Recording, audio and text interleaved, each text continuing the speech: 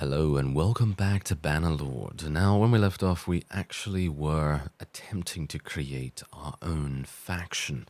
And yes, I feel like we have been kind of successful in a way. Now, what I've been doing is I've been running around Southern Empire territory attempting to, well, attack vassals, attack vassals, get level ups for our party. Speaking of level ups, we actually do have quite a few to still do here, and I am still having an issue of finding war horses. War horses are, they're very difficult to find for me for some reason.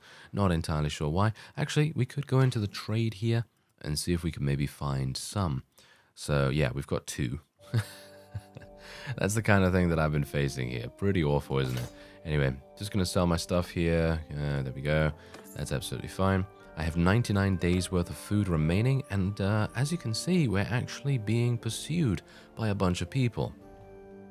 Because what I was attempting to do was besiege Sestadheim Castle, and, well, as you can see, it's actually quite far away from a number of other fiefs, and it's split away from the town by this mountain. And so I thought to myself, wow, this seems like a really, really nice defensible location to start your first faction. Well, that didn't work out so well, because these guys are attacking me, and I'm thinking that we're probably going to attack them. I know, I'm a bit insane, aren't I, for attacking a party of 262, but as you can see, my power level is about the same.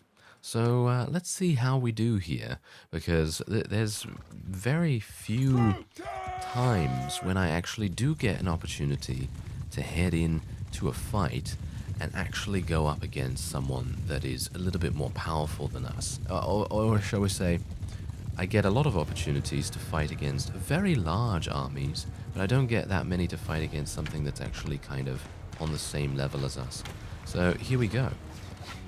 Now bear in mind that I do have a new bow as well. As you can no doubt see, it is doing massive amounts of damage, and this is a longbow that I found in one of the Crusade Khanate towns, and I bought this for 9,900 or something like that. Pretty crazy price, but I felt like it was worth it because, let's face it, come on now, it is kind of cool to have a nice bow to use in this kind of situation. I should not put myself in the water. That is a thing that I have learned is not a good idea. Yes, I probably should have known that beforehand, shouldn't I? But yes. Anyway, going in the water is not a good idea. You definitely want to try and stay away from that if you are cavalry or infantry, or basically anyone, because being in the water is going to make things very, very difficult for you. And that's the thing. Fighting on this battlefield is probably not going to be very good for us, but it is slowing down the enemy as well. So as long as the enemy is slowed, and we're slowed at the same time, we should be alright. But yeah, as you can see, they're actually kind of getting a bit bogged down in the water here. And this, I think, is actually working to our favor, surprisingly enough. I would not have anticipated that, because us going into the water as well as the opponent, probably not the best idea, is it? No, probably not the best idea. I'm going to try and block a little bit, even though it's highly unlikely I'm going to get any blocks at this point. So I generally just tend to try and go for the thrust or the side where I'm being attacked from, and then just hope that that might give me a successful block. Now, I am having a slight weird thing happen to me at the moment, where I am pretty awful at using my polearm. I'm not entirely sure why that is. In the last couple of battles, I have basically gotten more kills with using my bow, I know, shocking, isn't it, than I have using my polearm, which is very strange. Not entirely sure why that is. I think I am mistiming the swing by a pretty dramatic amount, and as you can see, the water has completely destroyed our opponent. And this is not me. This is not me doing this, because I had a similar fight earlier on in my off-screen time. Not against such a large party, mind you. I was up against about, maybe 150, maybe somewhere around there. And, well, they didn't have water. They had more of a flat battlefield. and they were able to take quite a few of my guys down. But this time around, that did not happen. Pretty crazy, isn't it? Anyway, I'm going to just be continuing to let these guys go. Now, bear in mind that once we have a Lord of relation with these guys, it is more than likely that they will end up joining us, or at least I hope they will end up joining us, because I think that could be extremely fun to persuade, our opponents to join us. So we'll see how that goes. Obviously, I don't have a great amount of charm skill at the moment, I don't think, so I will maybe need to do the charm trick or whatever it is. Basically, it's a method where you can just go into the conversation with someone and just give them 1 gold, and that basically is, what I'm talking about there. Anyway, we're just going to go through a couple of our other friends here, just give them some upgrades. As you can see, I actually found Peder as well, because Peder was not with us beforehand, and that is actually kind of amazing. I did actually forget that he had gotten himself basically taken prisoner as a caravan, and that has made things a little bit difficult for us and for him, because obviously I'm not, as you could quite clearly see, I'm actually losing a huge amount of money at the moment. And technically, I could get another caravan up and running, but personally I don't feel like I need to at the moment. Most of my money is gained by basically defeating enemy lords, and also the loot that I gained from them. Let's just look at this, 12,000 from that. And also I can, sell my weapons as well. I think I will sell the weapons as well, because I can't really be bothered to go into the smithy at the moment, because what I would like to do is fight this guy.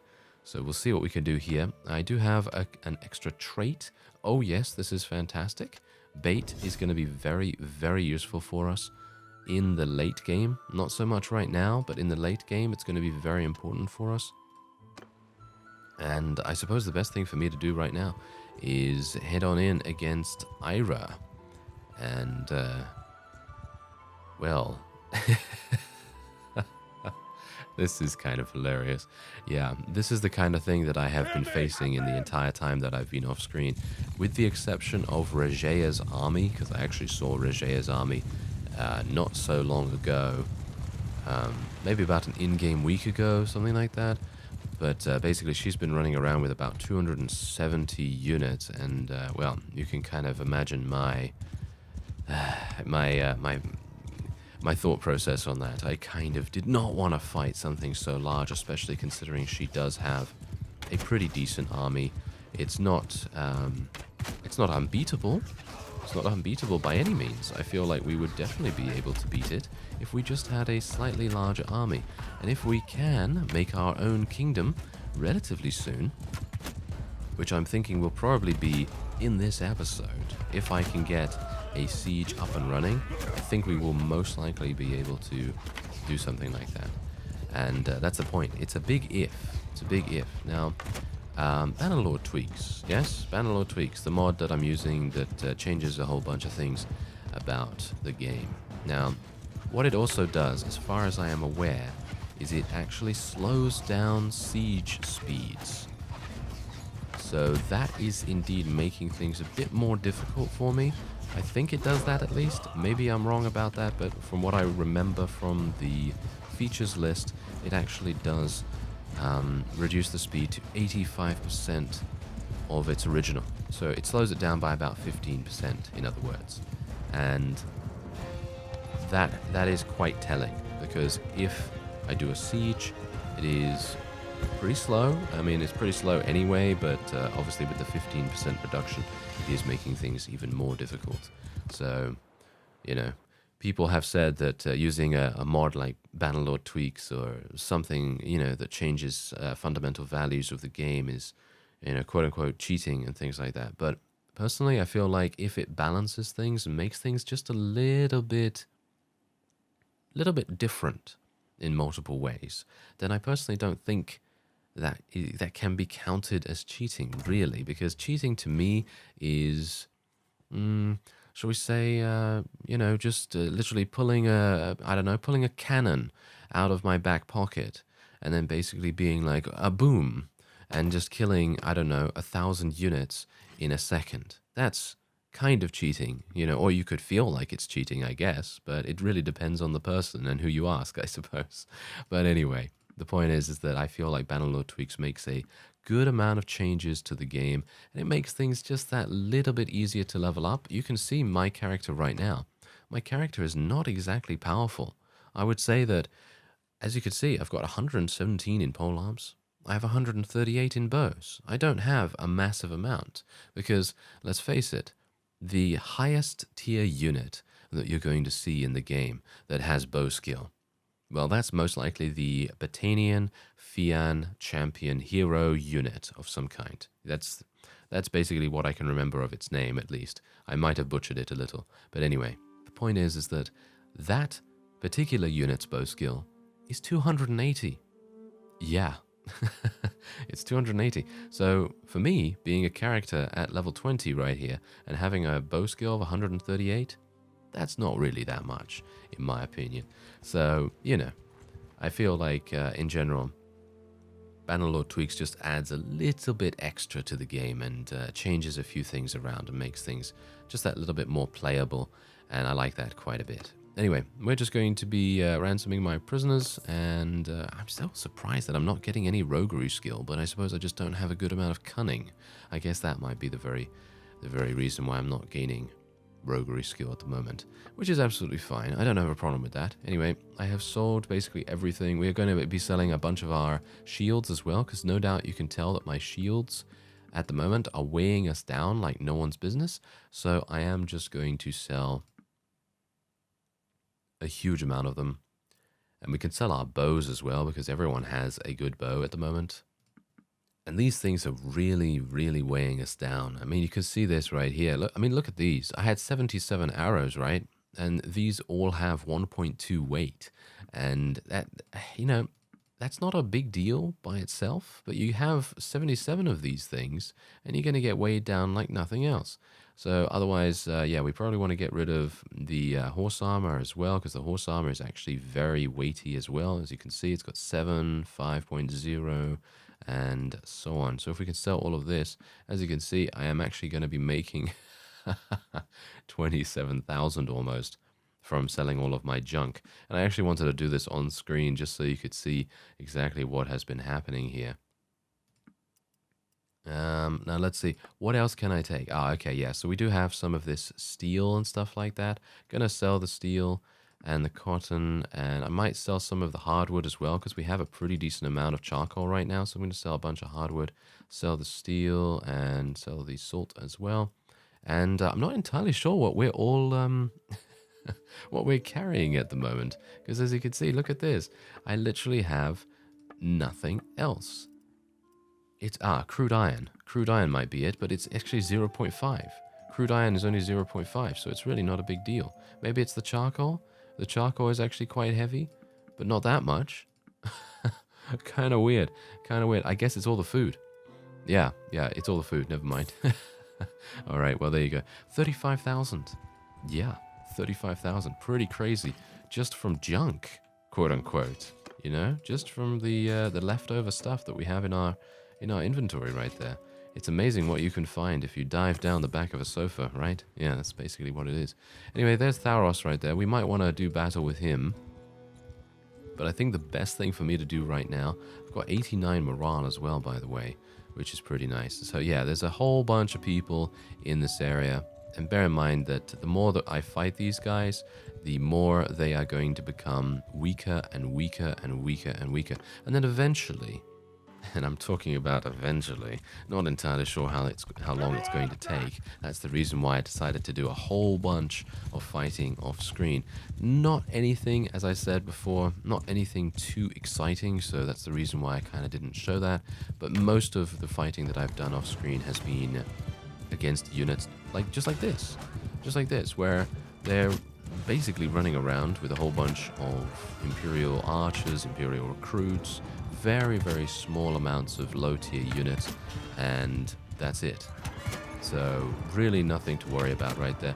And it also does give me a nice opportunity to level up my bow skill too. But you can see that I've actually gotten a little better at using my bow in comparison to using my polearm. So maybe I've just gotten into the mindset of using a bow now, and now I'm going to have difficulties actually using my polearm again. As you can see, I'm doing these weird mistakes where I'm just running alongside someone and then just kind of, I don't know, randomly swinging at them and not really doing anything of note. Most of the time I just hit my horse into them, or I completely miss, just like that. You see what I mean? It's kind of a bit weird. Don't know why. Don't know why that's happening. Oh, there we go. There's the enemy hero. I guess that's actually pretty good. Eliminating the enemy hero is always good to do, isn't it? Absolutely always good to do. And, well, we can maybe eliminate this guy as well. There we go. And that will indeed be a victory for us. It has been quite a long road for Byron, hasn't it? I mean, I feel like... Yeah, was Barney pretty good? I actually can't remember what he was doing at around this episode. Because I obviously played a whole bunch. Yeah, played a whole bunch of Barney very, very fast. And, well, not entirely sure what he was doing at around episode 20, episode 19, something along those lines. But I guess one might be able to tell from the episode title. But anyway, there you go. Let's move on. And I won't be taking any prisoners because I actually do want to do something kind of specific at the moment. And we will just continue taking food. I have 118 days of food. That might be a bit overkill. So I might stop looting those things now. Ooh, what is this? Oh my. Mail and plate. Oh yes, give me that. Wow, that is absolutely insane. Very nice to see that. And we also have some new boots for Sulatho right there, and also a new piece of horse armor for Badur. So that's pretty nice. Wow, that was an insane reward for that particular fight. I can't believe it. Okay, so this has 175 defenders. This was the main reason why I wanted to fight and indeed try to take the castle. But as it stands... the Imperials are being quite stubborn in regards to wanting to give that up to me. And I think basically the best thing that we can do from now is take out this guy and then try a siege straight away. And if someone decides to appear out of nowhere, then that is just what's going to happen, you know? That's just what's going to happen, and we'll just take the various damage that might come towards us, you know? So if RHAGAEA turns up out of nowhere, then I might decide to leave then. I might decide to basically be like, oh yes, okay, so RHAGAEA's here. It's probably time for me to leave, you know, something like that. Because I don't really want to be fighting her right now.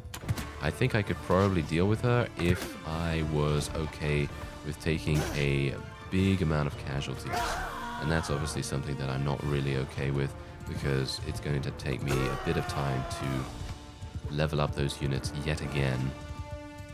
And of course, finding a bunch of war horses as well. So that's the thing with the Crusade. I feel like the Crusade are very strong when it comes to field battles. You know this, I know this, everyone should know this by now. But the point is that they are very difficult to, shall we say, level up into their higher tier units without a steady supply of war horses.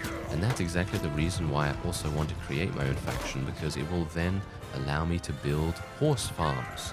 And I know a lot of people in previous episodes have commented and said, hey, this is a good way to get war horses. You can just build a horse farm. And I'm hopeful that I will be able to accomplish that if and when I'm able to create my own faction. I mean, really, I've been wanting to do this for such a long time now. But anyway, that guy really doesn't like us at all, does he? No, he certainly doesn't. Anyway, these guys really don't... I said I wouldn't take any more food, but I'm kind of worried, you know? I'm kind of worried about not being able to supply my army while I am doing a siege. But it's probably going to result in me being weighed down and indeed caught by enemies that want to do us a massive amount of damage. So, yes. Anyway, let's have a look here. Alright, so let's do this. I'm gonna go for fire onagers, I suppose. Oh yeah, by the way, the other castle was taken by the Crusade. That's the reason why I'm not returning there, because obviously it makes no sense for me to go back to a place that is friendly towards us right now. So we'll see how this goes. Ah, that is how it's going. Yes, that is how it's going. RHAGAEA herself is deciding to attack us with an absolutely overwhelming army filled with how many troops? 7 vassals? Yes, 7 vassals. I cannot actually believe that she is coming at us with such a large army just to protect one castle. But if that's what she wants to do, then that is what she wants to do. So what I'm going to do now is I'm going to do the classic Barney maneuver. This is a thing that I've used to fight back against the Vlandians in... fight back against the Vlandians. No, fight with the Vlandians against the Southern Empire in Barney's late game. And if you haven't seen that playthrough, I won't spoil it, but I'm just going to say that, well, Barney's resistance was extremely impressive around that time. But anyway, we are going to try and bait out her army, and they're not going to be able to sustain 736 units for a long period of time. And what is going to happen eventually, or at least I hope is going to happen eventually, is they will start starving their units. And as a result, oh yeah, we might very well have the opportunity to pounce and deal massive damage. Alright, so in my time of running away from RHAGAEA's army, I basically decided, hey, okay, we're going to try and continue weakening the vassals that are nearby. Because let's face it, we don't really want more... Oh, actually, maybe we do. Now that I think about it, maybe it would be a better idea to allow these vassals to join RHAGAEA's army. Because if they indeed decide to do that, then they're going to starve out even faster than they would otherwise. That's actually a pretty good thought. Maybe I'll do that. Maybe I'll do that. Anyway, this guy's gonna take some damage here. He's gonna probably end up dying because, let's face it, I mean, he's literally running around with 63 recruits in his army, and it seems as though we have gotten to that point in the game where a lot of vassals, considering they've been in a lot of different fights, are now starting to recruit units from, indeed, garrisons and indeed from villages, as they, as they're supposed to. I mean, that's one of the main features that I personally feel is absolutely fantastic in Bannerlord, where it really allows the AI to react and indeed make decisions exactly the same way that a player would. And I personally find them very cool. I like that a lot.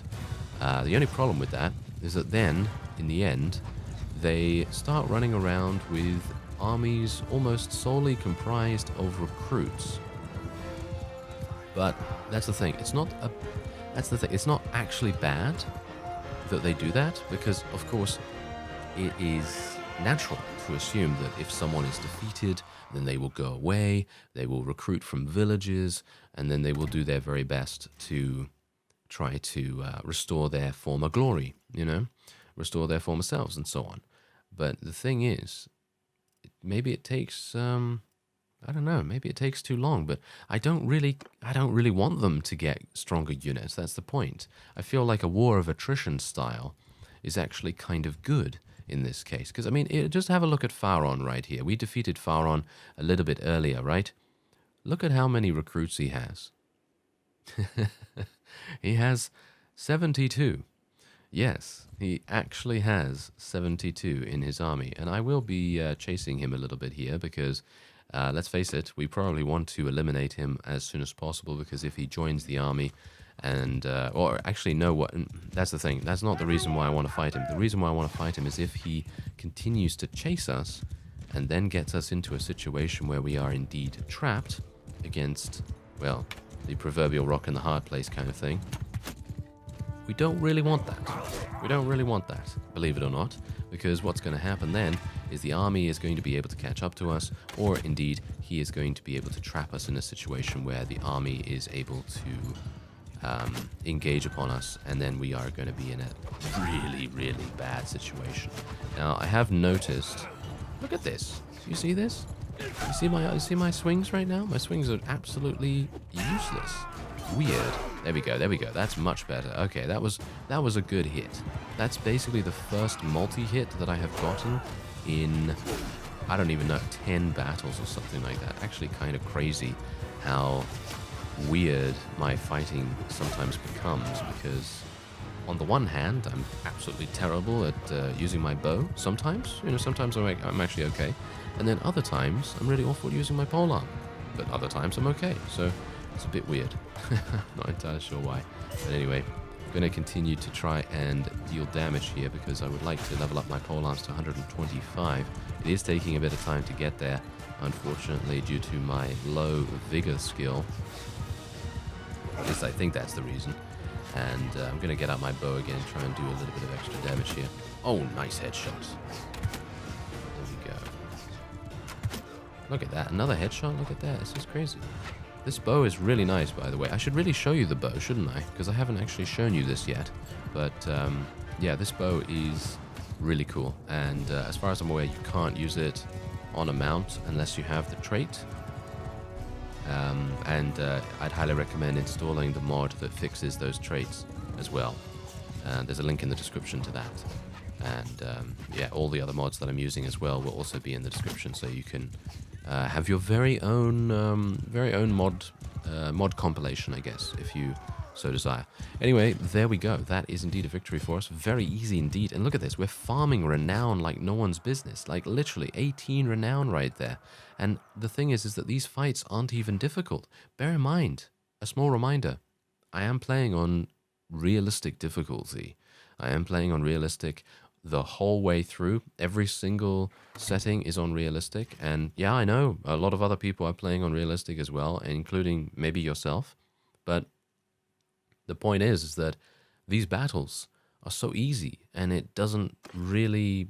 I don't actually know why. Because, I mean, obviously I know why, because they have a huge amount of recruits and everything, but it's kind of strange for me to be getting so much renown for these kinds of battles, because they're just against recruits, and they're really not very difficult at all, so I don't know. Don't do anything about those, though. Don't reduce the amount of renown we get, because personally I feel like if you do reduce the amount of renown we get, it's going to be insanely difficult to get to the next clan tier. But you can see here that I'm actually already almost at clan tier 4, which is actually very nice. So I guess I will go off screen once again. I kind of wanted to show you the starvation mechanic. In case you haven't seen Barney's series, but I guess I'll just cut back when it starts. Well, it's actually been a pretty significant amount of days now. I think I've waited, I don't know, maybe another 5-6 days, and it doesn't seem as though the army is starving out.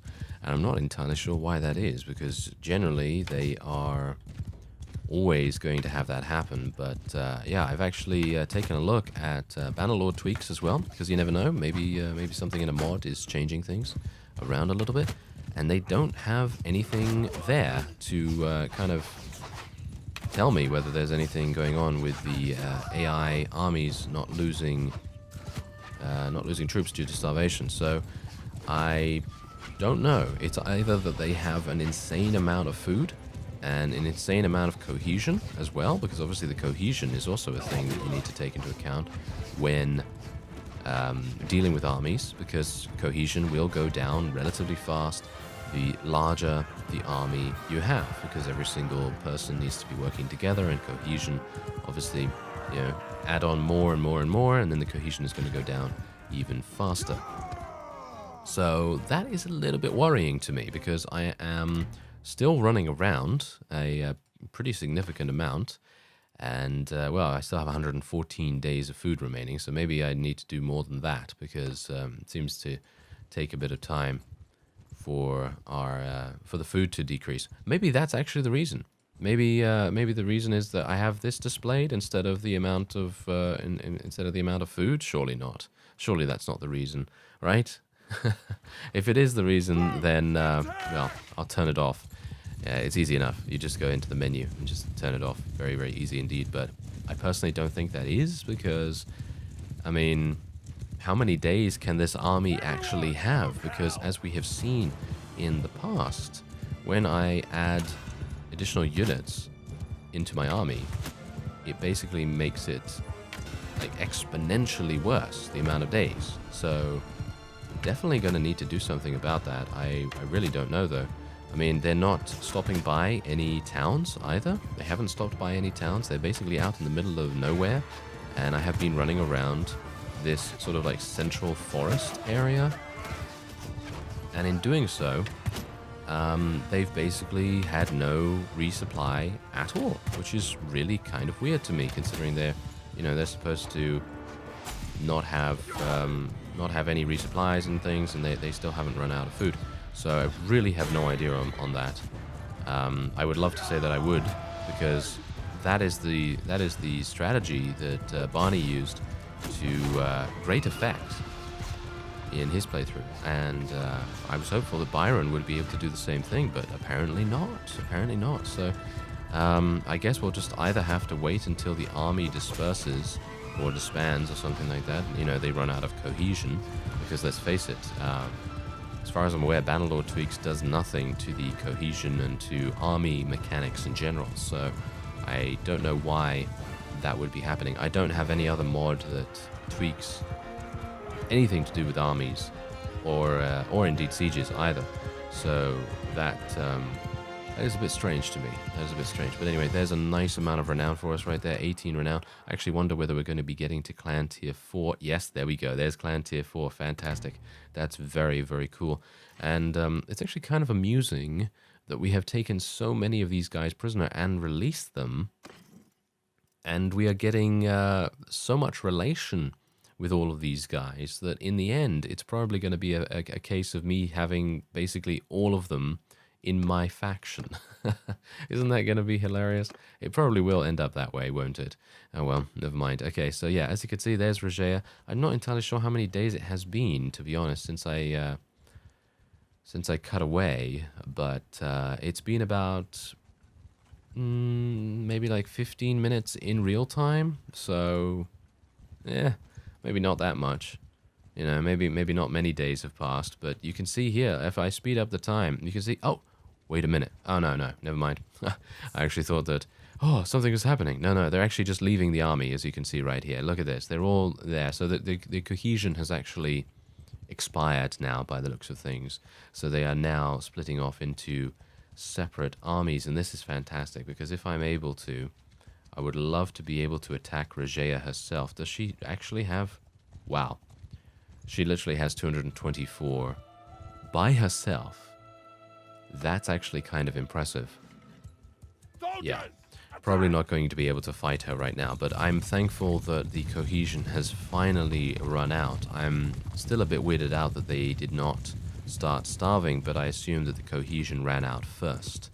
That's the only explanation that I can really think about right there. But anyway, we're going to try and do some fast action horse archery. Oh, nice. Oh, look at that. That was actually really, really good. That was a nice headshot. But pure luck, obviously. Pure luck. And, well, that's mostly what it is when you're just firing into a whole bunch of units and you're having no idea where you're going to be shooting, and generally that's just how it is.